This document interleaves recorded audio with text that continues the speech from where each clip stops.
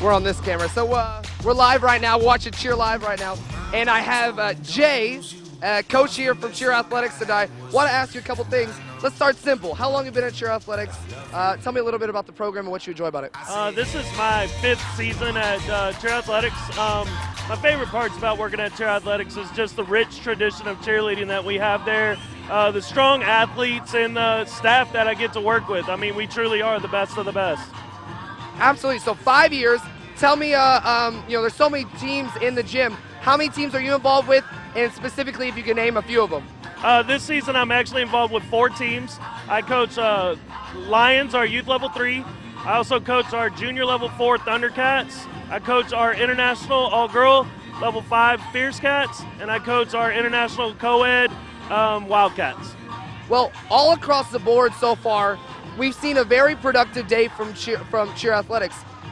With those teams that you just mentioned, tell me how you feel like they've done. And I know some of these level 5 kids are coming back later to perform again. Yeah, absolutely. We took a little different route this year. We went the whole perfection before progression route. We usually come out throwing our big stuff and really hitting it hard with our and taking the deductions and kind of taking the falls and being okay with that. Well, this year we decided, we're going to go perfection before progression and really hit a clean, strong routine this year to make sure that our routines are looking good from the beginning, take the clean route, add difficulty as we go. Well, that's awesome. I want to say that I appreciate, one, Cheer Athletics even allowing us to show performances. For the last couple of years, we haven't been able to live stream, and I know the viewers at home are really appreciate Cheer Athletics as a total. You mentioned some of the level 5 performances. Specifically, talk to me a little bit about Fierce Cats. I know that Worlds was won a couple of years ago. And last year we didn't win, but I know that it set a fire. Tell me a little bit about last season and now translating it now into this season. The past 4 years, Fierce Cats have won the last 3 out of the 4. We actually took 3rd this past year. It's kind of lit a fire under the team.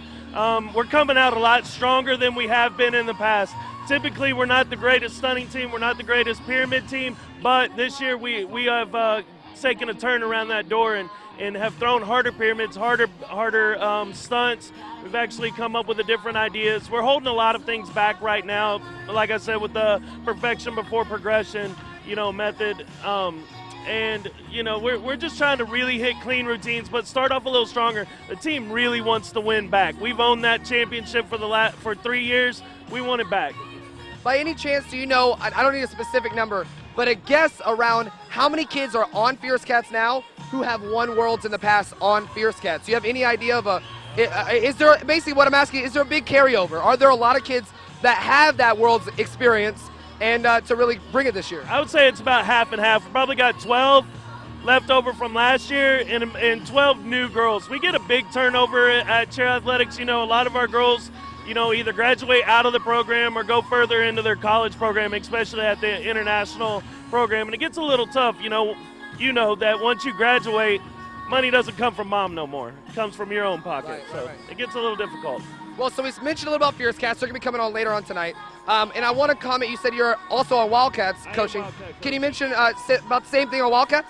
Wildcats, we actually have a very, very new team. We actually only have one experienced flyer from last year that returned. We have all new flyers. We also have a really special guest on Wildcats this year, all the way from Melbourne, Australia, moved over to the United States just to be on Wildcats. Wow. No other reason, just to be on Wildcats. So it's really cool. His name's David James. It's really exciting to have him, and it truly makes our team international. That is really fascinating. I never knew that, and I think that's a cool thing for viewers at home to know about. They're coming up next as well. I believe they're in the top 2 for the full paid bid as of now. Mention a little bit about preparing your teams to compete twice in a day, and how about, what do you tell a team that's in the lead for the paid bid? What do you tell them now before they go on for that second performance? Basically preparing for us to perform twice. We doubled up on the full outs. We just kind of said, we go full out at least 6 times at practice. This time we're going 12. So the conditioning's there.